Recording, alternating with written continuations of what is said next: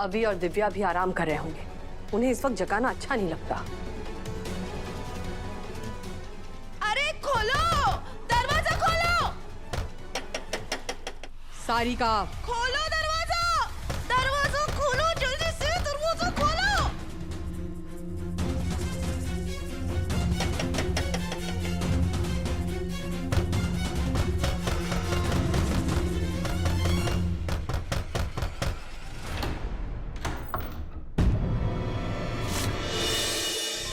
इस वक्त कौन आया होगा? मैं देखता हूं।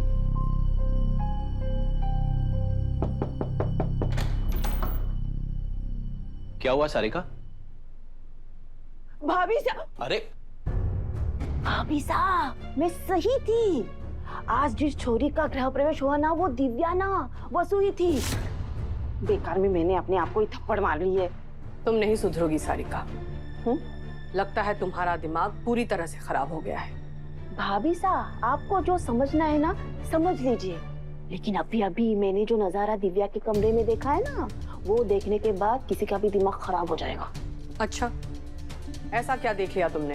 भाभी साहब दिव्या के कमरे में वो वसु नौकरानी बैठी है। अगर आपको बिल्कुल भी विश्वास ना हो रहा ना, तो अभी हमारे साथ चलिए और अपनी आंखों से देख लीजिए। चलिए। ये कैसे हो सकता है सारिका? अरे चंद्रिका ने हम सबके सामने वसु को अपने घर जाने को कहा है और वो घर पे चली भी गई थी, तो वो दिव्या के रूम में कैसे हो सकती है? भाई साहब मारे को हमारी सुंदरता की कसम, सच में दिव्या के कमरे में वो नौकरानी ही है। आप भी चलकर देख लीजिए ना। अगर इस बार मैं झूठी साबित हुई ना भाभी साहब, तो फिर आप हमारे को थप्पड़ ना जूती मार दीजिए। चंद्रिका कोई जरूरत नहीं है। भाभी साहब बस आखिरी बार हमारी बात मान लीजिए प्लीज। चलिए ना वापस चलिए। चलते हैं सा, वरना ये नहीं मानेगी।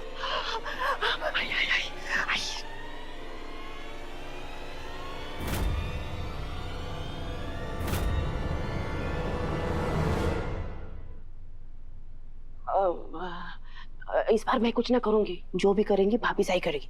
भाभी साहब दरवाजा खोलिए और खुद देख लीजिए। अभी और दिव्या भी आराम कर रहे होंगे, उन्हें इस वक्त जगाना अच्छा नहीं लगता। अरे खोलो, दरवाजा खोलो। सारिका, खोलो दरवाजा, दरवाजा खोलो जल्दी से, दरवाजा खोलो।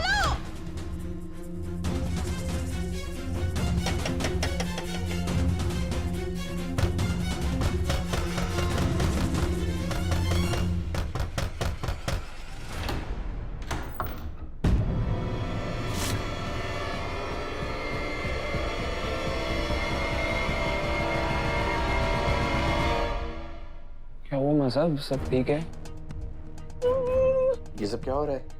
कुछ नहीं अभी, तुम्हारी काकी सा को थोड़ी गलत फहमी हो गई। नहीं भाभी साहब यो बस सारिका, तुम्हारे कहने पर हम यहाँ तक आ गए, अब और तमाशा मत करना। अभी दिव्या सो गई बेटा? हाँ माँ साहब, दिव्या जी तो सो रही हैं। देखिए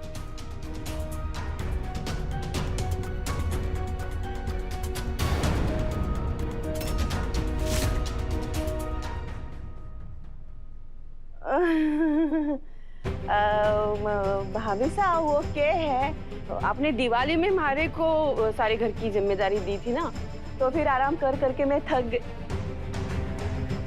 काम कर करके मैं इतनी थक गई हूँ कि शायद नींद में हमारे को वहम हो गया होगा कि वसु वहां पे बैठी है। तो सो जाओ। सारी सबको उठा दिया ना मैंने। ठीक है माँ साहब, आप लोग भी सो जाइए।